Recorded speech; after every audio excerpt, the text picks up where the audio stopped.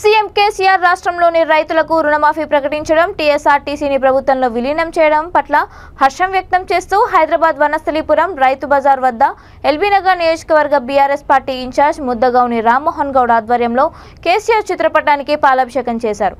అనంతరం రైతులకు మిఠాయిలు పంపిణీ చేసి సంబరాలు జరుపుకున్నారు. ఈ సందర్భంగా ఆయన మాట్లాడుతూ కేసీఆర్ రైతు పక్షపాతి అని, రైతులకు 24 గంటల ఉచిత కరెంట్, రైతు బంధు, రైతు బీమా ఇస్తున్నామని అన్నారు. దళిత బంధు, బీసీ బంధు, కళ్యాణ లక్ష్మి, షాదీ ముబారక్ లాంటి పథకాలు దేశ చరిత్రలోనే చిరస్థాయిగా నిలిచిపోతాయని కొనియాడారు. రైతుల కళ్లలో సంతోషాన్ని చూడడం కోసం రైతులకు రుణమాఫీ చేసిన మహోన్నత వ్యక్తి కేసీఆర్ అని అన్నారు.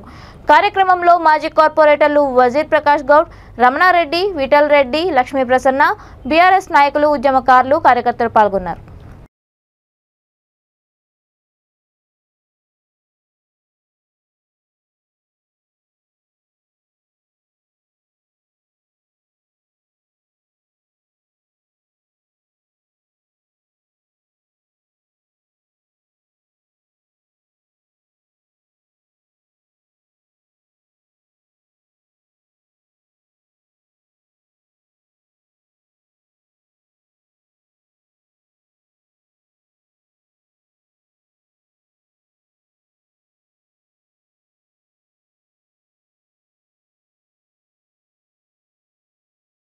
జై కేటీఆర్.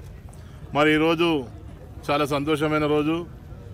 మరి రైతులకు ఏ విధంగా సహకారం చేస్తున్నాడో రైతు బంధువుగా, రైతు దళపతిగా ఈరోజు మన గౌరవ తెలంగాణ రాష్ట్ర ముఖ్యమంత్రి వర్యులు కేసీఆర్ గారికి ఎల్బీనగర్ నియోజకవర్గం తరఫున, మా ఇన్ఛార్జ్ అయినటువంటి సోదరు రామ్మోహన్ గౌడ్ గారి తరఫున, అదేవిధంగా జిన్నారం విఠల్ రెడ్డి గారు, మరి రమణారెడ్డి గారు, లక్ష్మీ ప్రసన్న గారు, ఇక్కడికి ఇచ్చేసినటువంటి మహిళా సోదరుమణులు, కార్యకర్త అందరి తరఫున కూడా మా గౌరవ కేసీఆర్ గారికి కృతజ్ఞతలు, వారికి మా యొక్క పాదాభివందనాలు.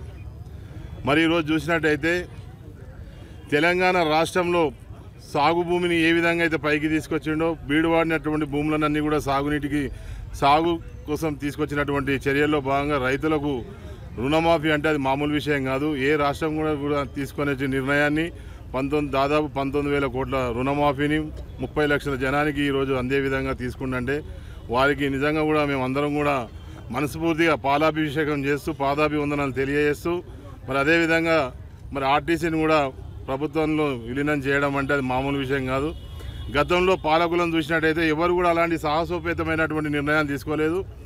ఈరోజు తెలంగాణ రాష్ట్రం ఏర్పడ్డాక తెలంగాణ రాష్ట్రం అంధకారంలో ఉంటుందని చెప్పేసి గత పాలకులు చేసిన దానికి చెంపపెట్టుగా ఈరోజు మన గౌరవ ముఖ్యమంత్రి గారు తీసుకున్నటువంటి నిర్ణయాలు చాలా ప్రతిష్టాత్మకమైనటువంటి నిర్ణయాలు. నిజంగా కూడా మనం ఈరోజు ఆలోచించితే రేపు తెలంగాణలో మనకు ఎటువంటి అధికారం కావాలన్నా కానీ అది బీఆర్ఎస్ ప్రభుత్వమే కావాలని ప్రజలందరూ కూడా ఎదురు చూస్తారు. కాబట్టి ఈ మూడోసారి కూడా హ్యాట్రిక్ విజయాన్ని సాధించి రాష్ట్రాన్ని ఇంకా ముందుకు తీసుకెళ్లి భావితరాలకు, భవిష్యత్ తరాలకు అందరూ కూడా బంగారు తెలంగాణ బాటలు వేసే విధంగా ముందుకు తీసుకెళ్తున్నటువంటి గౌరవ ముఖ్యమంత్రి గారికి, అదే యువ నాయకత్వంలో పనిచేస్తున్న యువ నాయకుడిగా ఉన్నటువంటి ఐటీ శాఖ మంత్రి వర్యులు కేటీఆర్ గారికి మేము ఎప్పుడు కూడా అందుబాటులో ఉంటాం. ఏ కార్యక్రమం ఉన్నా కానీ ఎల్బీనగర్ నియోజకవర్గంలో పార్టీని బలోపేతం చేసి రేపు పార్టీ ఏ విధంగా అయితే నిర్ణయం చేస్తుందో ఆ నిర్ణయానికి కట్టుబడిగా పనిచేసి ముందుకెళ్తామని చెప్పేసి కూడా తెలియజేస్తూ ముగిస్తాను.